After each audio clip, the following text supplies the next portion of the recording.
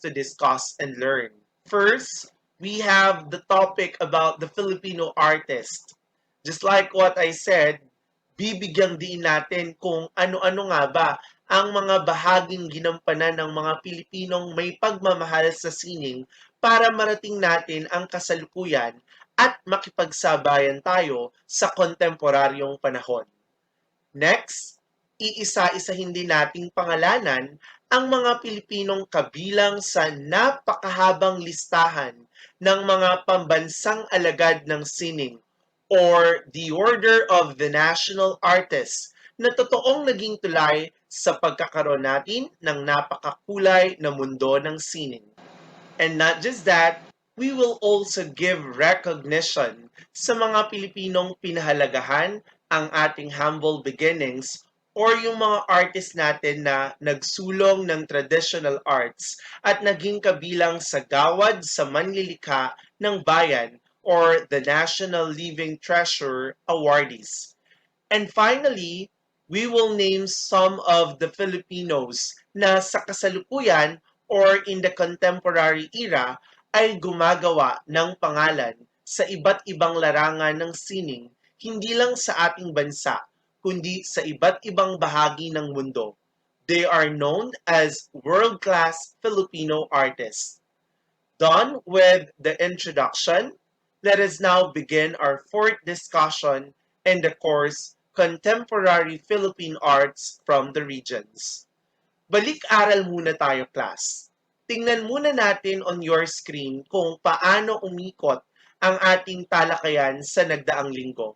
I assume that it's already clear to you kung bakit nagkaroon ng separate discussion about the different forms of contemporary arts compared sa mga forms of arts na nakagisna natin. Again, class, ang sabi natin, before contemporary era, forms of arts can be classified into three: the visual arts, the applied arts, and the performing arts, and others. But come in the present times, things have changed. From the basic classification ng art forms, we ended up with the idea of combining these different art forms into one to produce another creative and unique work of arts through the so-called integrative arts. Meaning to say, sa contemporary arts, nagkaroon ng crossovers ang iba't ibang art forms that gave birth to its new faces, katulad ng choreography, musical instruments, literary and musical compositions, visual design and applied arts combined, theatrical performance, and cinema, which all of us are enjoying today.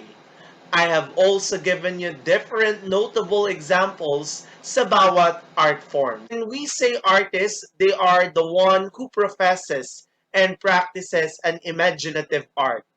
Because of these people and their creative imaginations, we have beautiful paintings, exquisite sculptures, historical architectural structures, breathtaking dance performances, spectacular theatrical performances, and many others alike.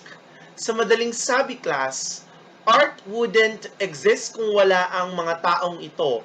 And I'm pretty sure that all these people or artists have exerted so much effort in putting their imagination into a brilliant obra or a masterpiece. Our country, the Philippines, is truly blessed with a lot of talented and artistic individuals who really paved the road sa kung anong klaseng sining mayroon tayo ngayon. And today, our artists, especially the younger ones, are a different breed sa mga nauna sa kanila. Pero nga, ang sabi sa isang kasabihan, ang hindi lumingon sa pinanggalingan ay hindi makararating sa paroroonan. Kaya for today, balikan muna natin if ano nga ba ang mga naging roles na ginampanan ng mga naunang Filipino artists para marating natin ang rurok ng isang kaaya-ayang sining sa kontemporaryong panahon.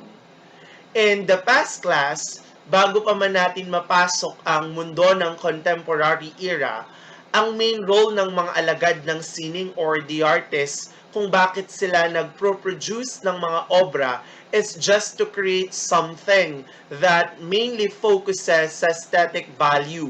Meaning to say, only the beautiful ideas or those things considered as pleasing and entertaining ang kanilang showcase sa audience. For example, it is evident sa mga gawa ni Fernando Amorsolo. Amorsolo romanticized life, reminding us the beauty of nature and the people living in the rural areas.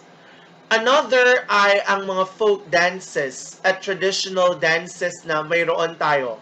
Halos lahat ng mensahe na pinapakita ng mga sayaw na ito ay tungkol halos lamang sa mga gawain at kaaya-ayang tradisyon ng mga tao na kasasalaminan ng positibong pananaw. Ngunit class, sa paglipas ng panahon, the way artists produce different artworks has totally changed.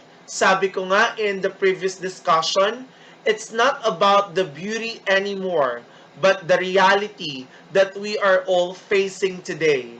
Kaya naman, the role of the Filipino artist in the present times is very crucial.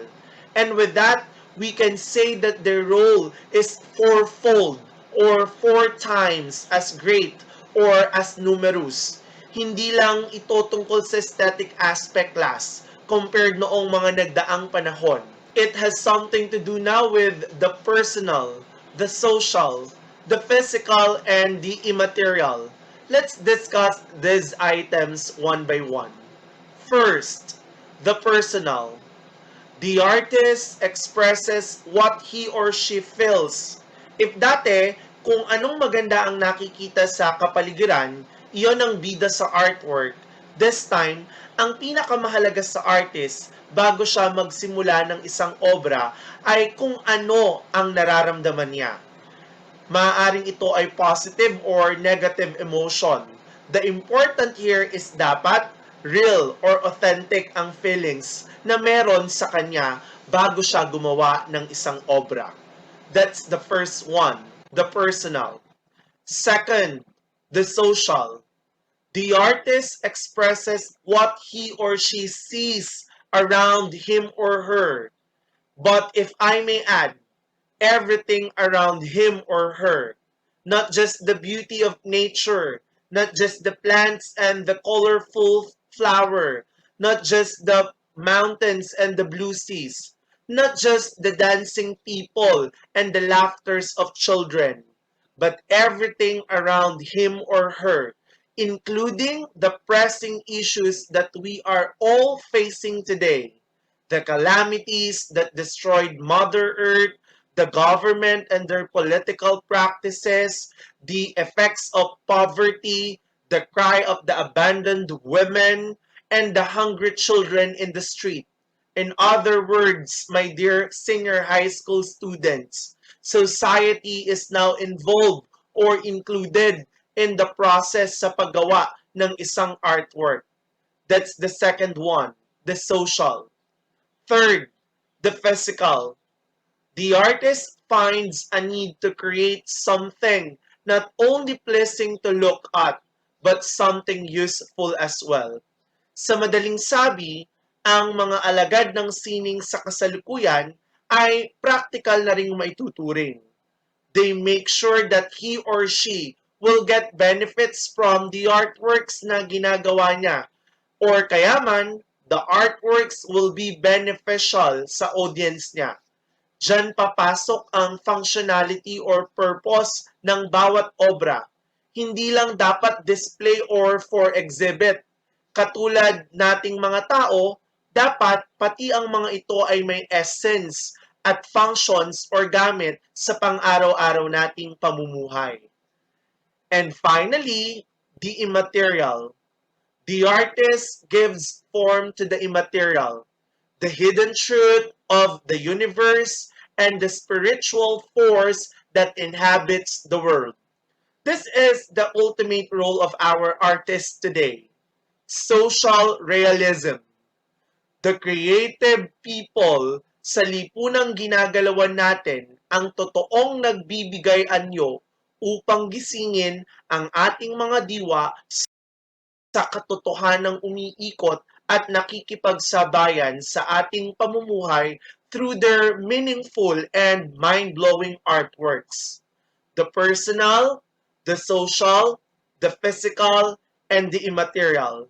Sa pamamagitan ng apat na ito, my dear senior high school students, the artist is able to refine us and to elevate our sense of what is beautiful and what is not, and to what is sublime and what is not. And of course, through this, we have identified the distinct roles of our Filipino contemporary artists. At ano-ano ang mga ito?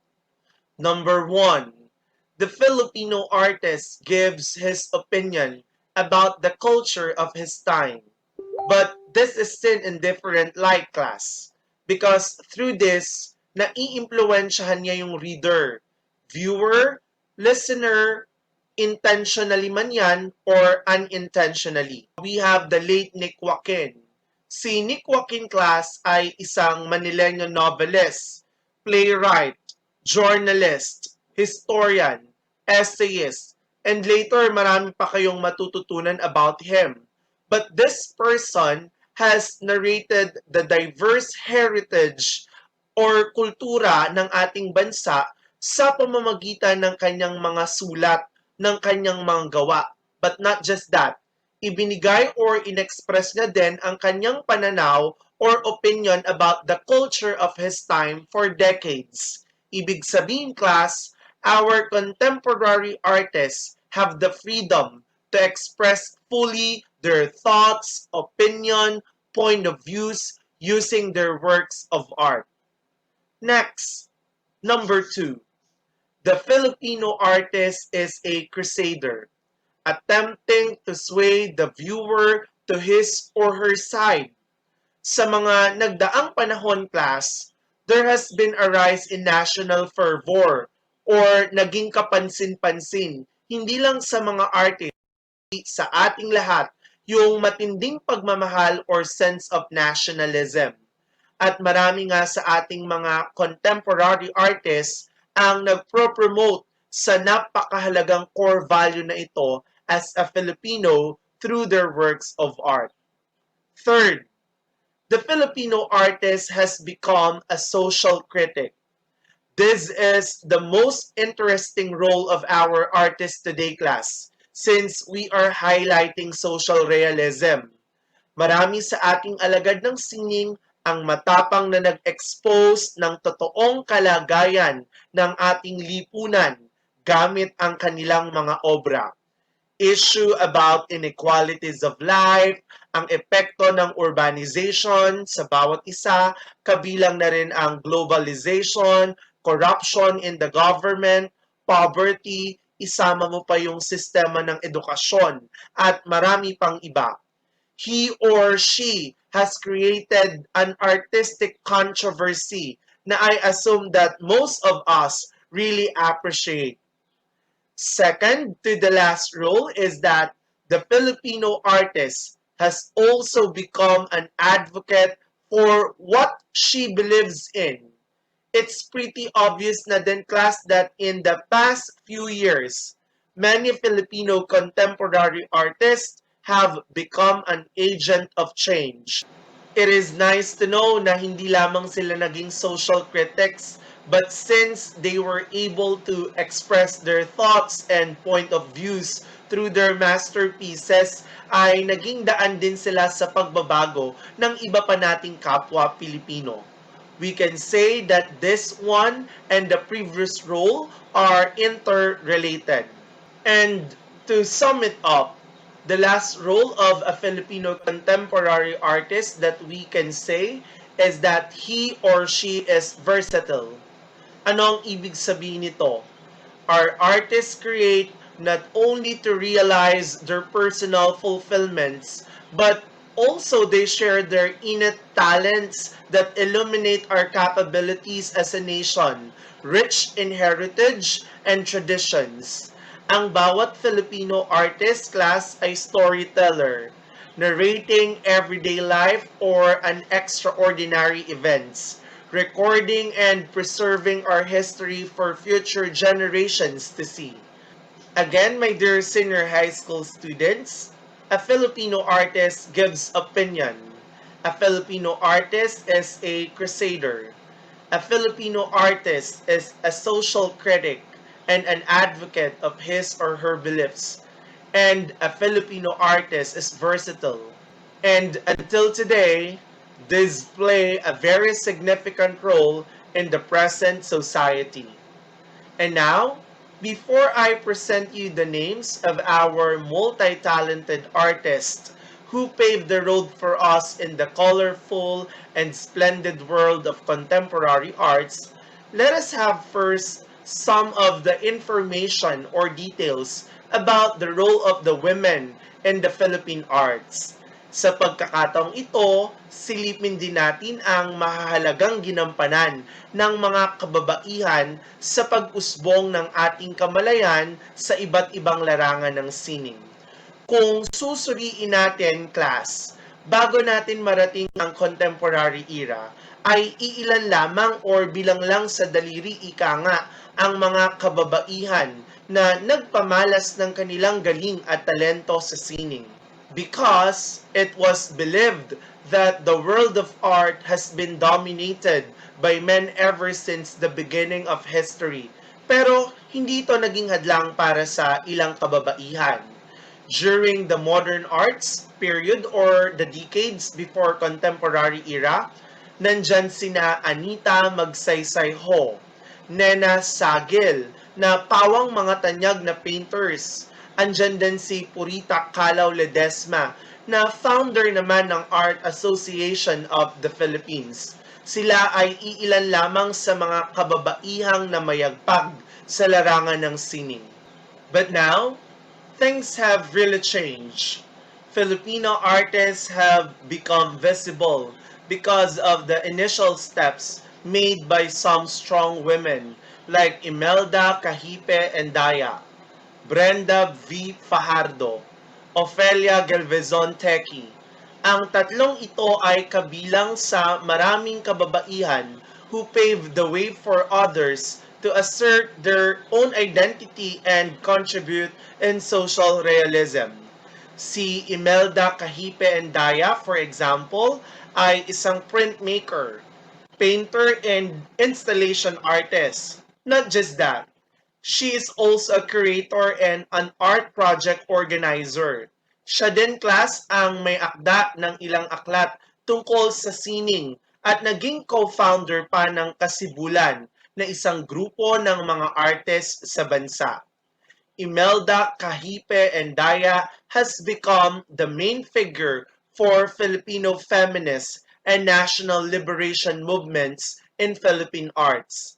Her advocacy of women centers around Philippine history and culture. On the other hand, class, nariyan naman si Brenda Fajardo. She is a doctor in Philippine Studies and Professor Emerita in the University of the Philippines. Isa lamang siya sa mga babae in the present society na tinanghal as a multi-awarded artist. Isa din siyang guro and a cultural worker. But nakilala si Brenda Fajardo, class, because of her artworks na madalas ay hango sa Philippine folklore, legends, and mythology, where she relates this into contemporary life. Halos lahat ng kanyang gawa ay mostly in pen and ink. Another creative Filipina is from Gimbal, Iloilo. She is Ofelia Galvezon Teki. Siya ay nagtapos ng degrees both in Fine Arts and English from the University of the Philippines, Diliman.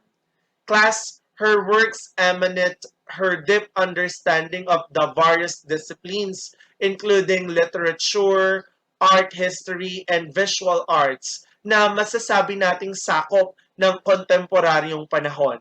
At dahil sa kanyang angking galing, siya ay nagtamo na ng malalaking parangal sa larangan ng sining mula 1968 hanggang 2014. Kabilang na dito ang parangal sa Pamana ng Pilipino Award, which is a presidential award to outstanding overseas Filipinos na kino-confirm ng Pangulo ng Pilipinas. And that time, it was President Benigno Aquino III ang nagbigay sa kanya nito. And because of these three individuals, other Filipinas soon followed. Kabilang dito si Ligaya Fernando Amil Bangsa na turing na model historical recorder and conservationist. Class, Amil Bangsa is an advocate of the indigenous arts of the South. At dahil na rin sa kanyang exhaustive efforts in promoting the Southern arts, she earned the prestigious Ramon Magsaysay Award na equivalent or katumbas ng sikat na Nobel Peace Prize Award. At sa kasalukuyan, my dear senior high school students ay nakikipagsabayan na ang marami pang kababaihan sa pag-ukit ng kanilang mga pangalan sa larangan ng sining dahil na rin sa mga pagbabagong dala ng kontemporaryong panahon. At ngayon, sa ating bansa, sa pangunguna ng ating pamahalaan, ay kinikilala natin ang mga natatanging alagad ng sining sa pinakamataas na parangal, mapalalaki man o mapababae. They are the artists who have made a mark for the development of Filipino society and have made significant contributions in their own fields. At ang mga Pilipinong ito ay nabibilang sa tinatawag na Order of National Artists. Ang uri ng parangal na ito sa ating bansa ay naitatag class by virtue of Presidential Proclamation number 1001 series of 1972 sa ilalim ng administrasyon ni dating Pangulong Ferdinand Edralin Marcos. And ang pinakapangunahing layunin nito is to give appropriate recognition and prestige to Filipinos who have distinguished themselves and made outstanding contributions to Philippine arts and letters. Class, ito ang pinakamataas na parangal na maaaring makuha ng isang Filipino artist sa ating bansa, for it is being conferred by the President of the country. Ang mga kategorya sa parangal na ito ay music, dance, theater, visual arts, literature, film and broadcast arts, and architecture and allied arts. The recognition and the awarding is being organized by the National Commission for Culture and Arts, together with the Cultural Center of the Philippines. Sa unang taon na ibinigay ang parangal na ito noong 1972, ay iisa lamang ang Pilipinong nagkamit nito. At ito ay walang iba kundi ang walang kapantay na painter na si Fernando Amorsolo. Pero ang tanong, ano-ano nga ba ang mga qualifications para maging isang national artist o pambansang alagad ng sining? Basically, class, ay mayroong 5 qualifications. Ano-ano ang mga ito? Number 1, living artists who have been Filipino citizens for the last 10 years prior to nomination. Kabilang din ang mga namatay na after the establishment of the award in 1972. Basta't kinakailangan ay Filipino citizen at the time of their death. Mamaya, class, kapag nakita ninyo ang ganitong symbol sa pangalan ng mga national artists, ang ibig sabihin ay pumanaw na sila. Ngunit, buhay pa sila nang matanggap nila ang award. Ngayon naman, kapag nakita nyo ang ganitong symbol na nasa pangalan ng artist, ang ibig sabihin naman nito ay pumanaw na sila nang matanggap nila ang award. Kaya ang pagkilala sa kanila ay tinatawag na posthumous confernment. This was declared valid by Supreme Court GR number 189028. Kung wala namang symbol ang makikita sa dulo ng pangalan, ibig sabihin lang hanggang sa kasalukuyan ay buhay pa ang mga ito. Number 2, we have kinakailangan na ang alagad ng sining ay nakapag-ambag sa pagtataguyod ng diwa ng pagkabansa sa mga Pilipino sa pamamagitan ng nilalaman at anyo ng kanilang mga likha.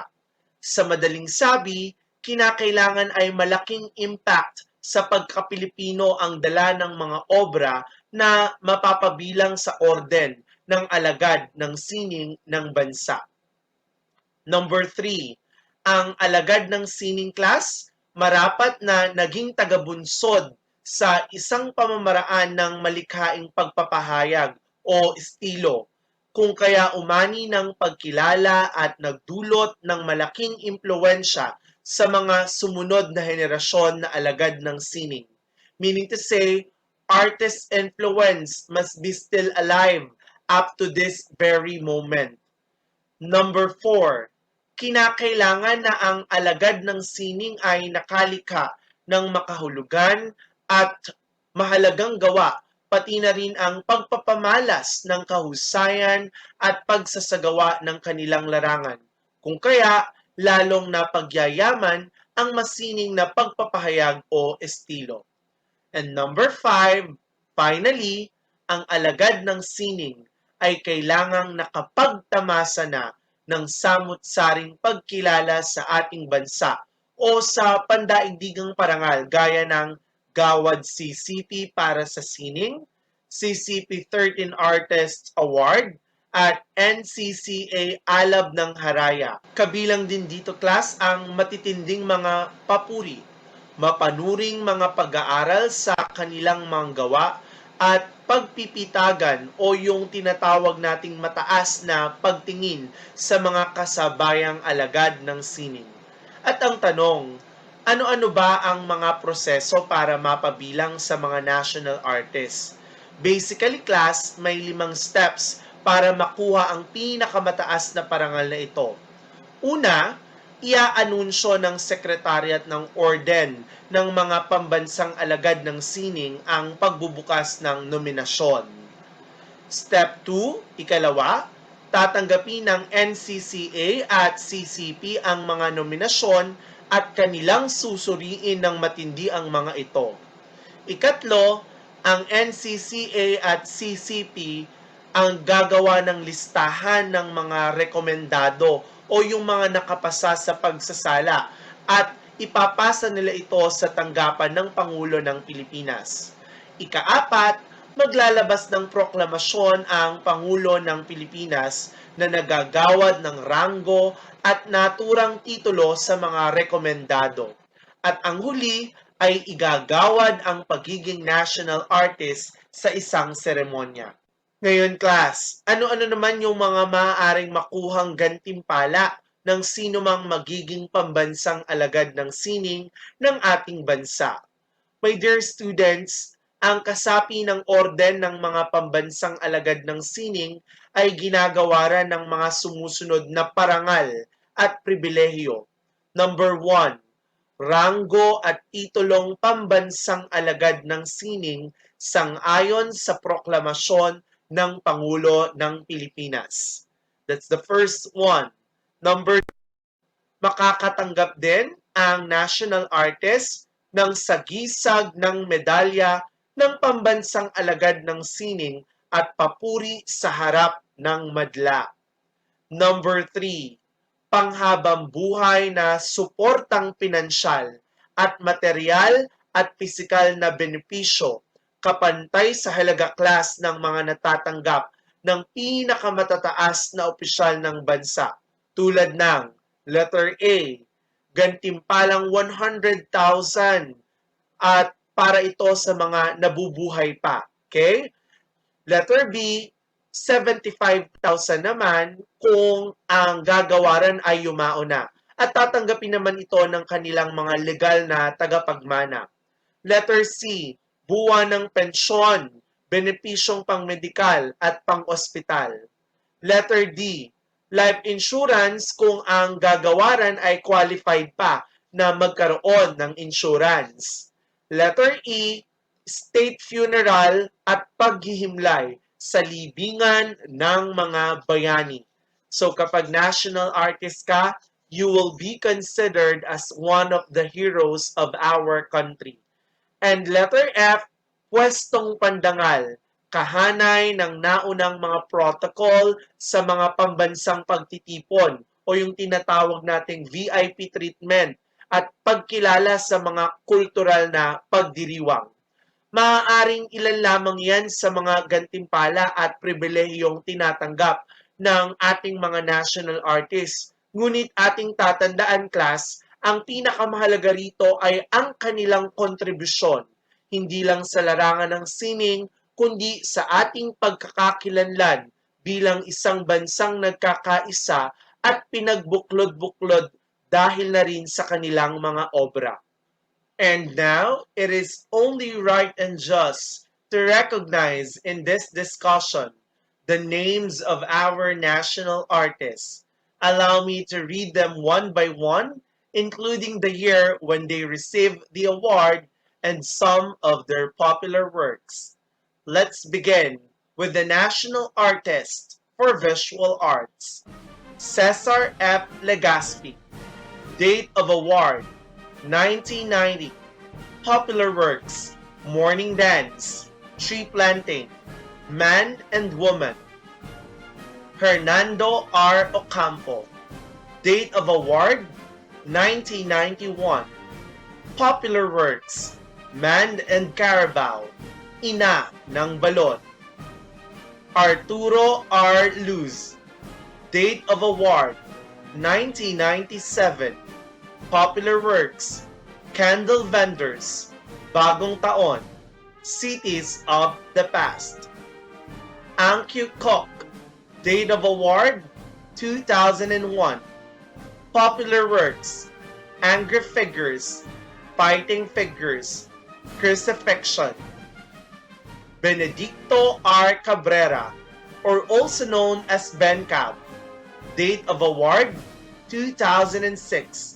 Popular works: Sable in Blue, Yellow Confetti, The Oriental Fan. Abdul Marie Aisha Imao. Date of award 2006. Popular works: Sari Manok Paintings and Sculptures. Federico Aguilar Alquaz. Date of award 2009. Popular works: Tres Marias, Reveries of Love, Still Life with Landscape. Francisco V. Coching.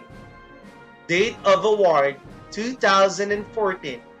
Popular works: The Adventures of Pedro Penduko, Lapu-Lapu, Sabas, a well-known comic artist. Larry Alcala. Date of award 2018. Popular works: Caricatures and Cartoons, Private Collections. Now let's have the national artist for painting, Fernando C. Amorsolo. Date of award 1972.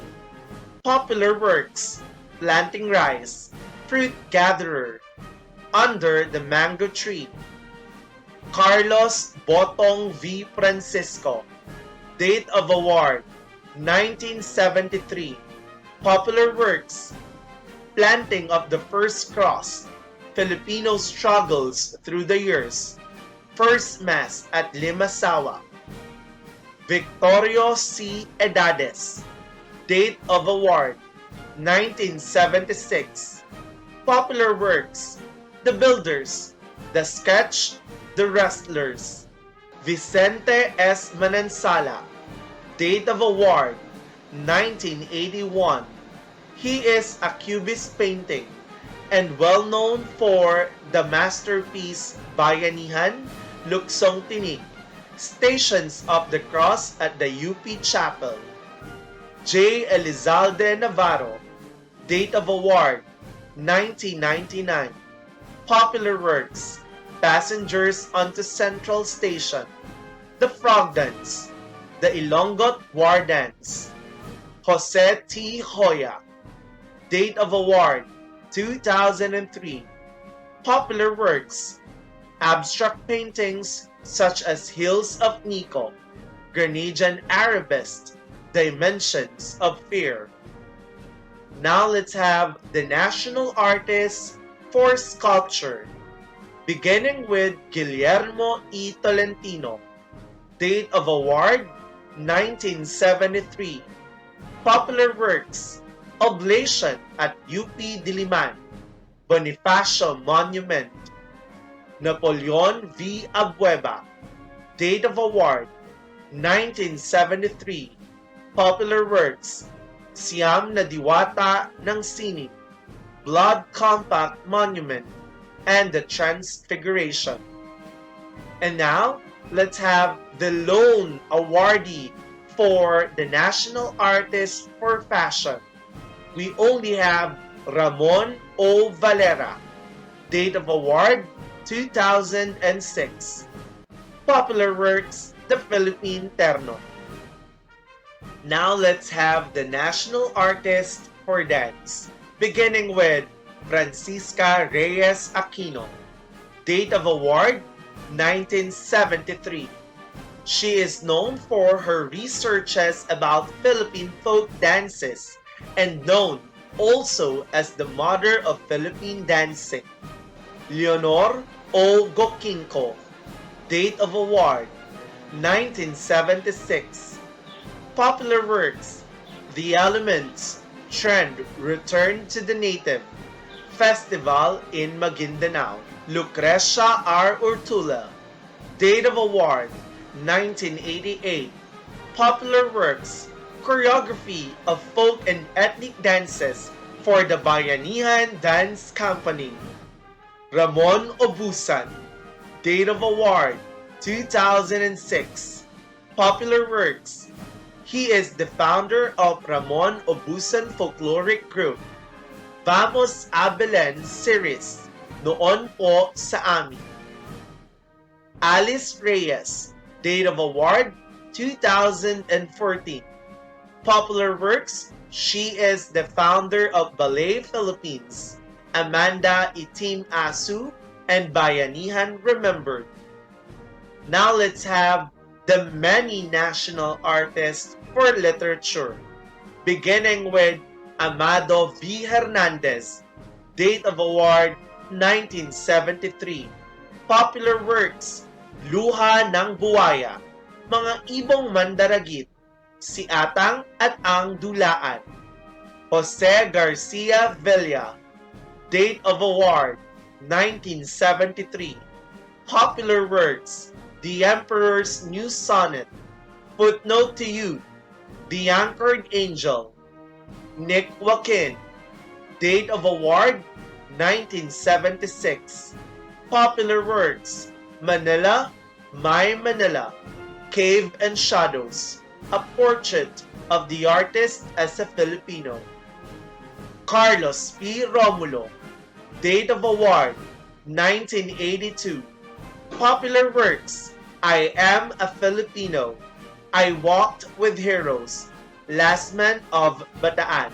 Carlos P. Romulo is also the first United Nations President from the Philippines. Francisco Arceliana. Date of award: 1990. Popular works: The Flowers of May, Poetry and Politics, The State of Original Writing in English in the Philippines Today. And V. M. Gonzalez. Date of award: 1997. Founding editor of the Diliman Review, first president of Philippine Writers Association. Popular works: The Winds of April, A Season of Grace. Carlos Quirino. Date of award: 1997. He is awarded as a National Artist for Historical Literature. Popular works: Man of Destiny, The Great Malayan, Philippine Cartography, Filipinos at War. Edith L. Tiempo. Date of award: 1999. Popular works: A Blade of Fern, Commend Content, The Builder. F. Chanel Jose. Date of award 2001. Popular works: Poon Ermita, Gagamba, My Brother, My Executioner. Virgilio S. Almario. Date of award 2003. Popular works: UP Diksionaryong Filipino, Palipad Hangin, Buwan, Buwang, Bulawan. Alejandro R. Roses. Date of award 2003. Popular works: Of Cocks and Kites, Fiesta, Something to Crow About. Dr. Bienvenido Lumbera. Date of award 2006. Popular works: Kabel, Abot Tanaw, Sulyap at Suri sa Nagbabagong Kultura at Lipunan. Tales of the Manuvi. Lazaro Francisco. Date of award 2009. Popular works: Bayang Nagpatiwakal, Binhi at Bunga, Maganda pa ang Daigdig. Cirilo F. Bautista. Date of award 2014. Popular works: Boneyard Breaking, Sugat ng Salita, The Archipelago. Ramon L. Muzones. Date of award 2018. Popular works: Sri Bishaya Malalanga Gutom, Babae Batok sa Kalibutan, Si Tamblot. Resil B. Mojares. Date of award 2018. Popular works: The War Against the Americans, Family and Firm in the Philippines, House of Memory.